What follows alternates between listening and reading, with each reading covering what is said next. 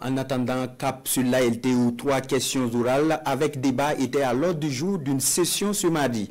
Les députés ont exigé des éclairages sur l'occupation des réserves administratives, les mesures prises pour mieux encadrer les apports de la diaspora burkinabé et le coût de la délocalisation des matchs des étalons. Le point des échanges avec Nongba Kouda et Lambert Souma.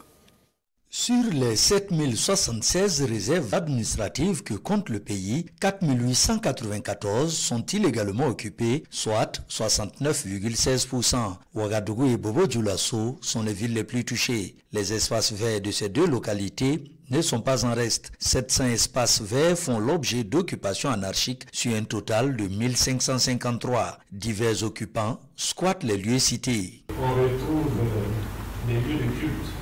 Il y a aussi des écoles, il y a des tombes, il y a des constructions de maisons, des commerces, il y a des dépotoirs, une partie occupée par le bitume et aussi des garages. Il y a des antennes de téléphonie. À la question du député de l'ALT Assita Romaine Bailou de savoir ce qui est entrepris par le ministère de l'administration territoriale pour empêcher l'occupation illégale et le changement de destination des réserves administratives et des espaces verts, Émile Zerbo donne des éléments de réponse. Il y a la création d'un comité technique chargé de l'actualisation des outils d'aménagement, la mise en place d'un comité de veille et de suivi pour contrôler les délégataires et veiller à ce que ce qui se passe sur ces espaces-là se passe selon les règles.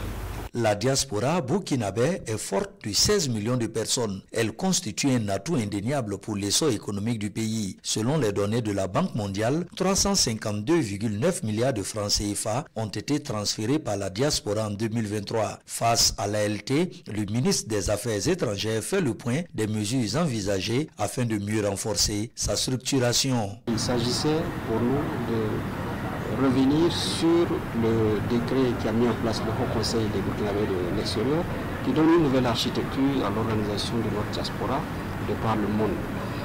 Et enfin, le projet de création d'un guichet unique de la diaspora qui est suffisamment avancé et qui va combiner 2 plateformes, une plateforme virtuelle et une plateforme physique à Ouagadougou ici, et pour prendre en charge les préoccupations relatives au délai, les préoccupations relatives à la précision des informations.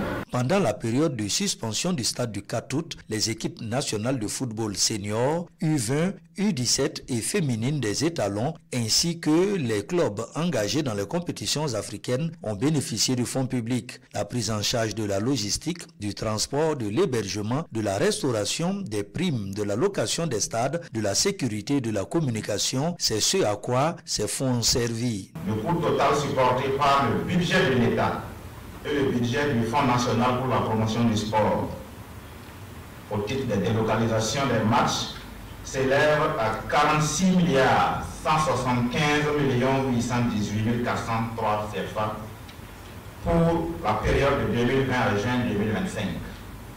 À cela peut s'ajouter les pertes sur le plan économique pour notre pays, les hôtels, la restauration et le tourisme.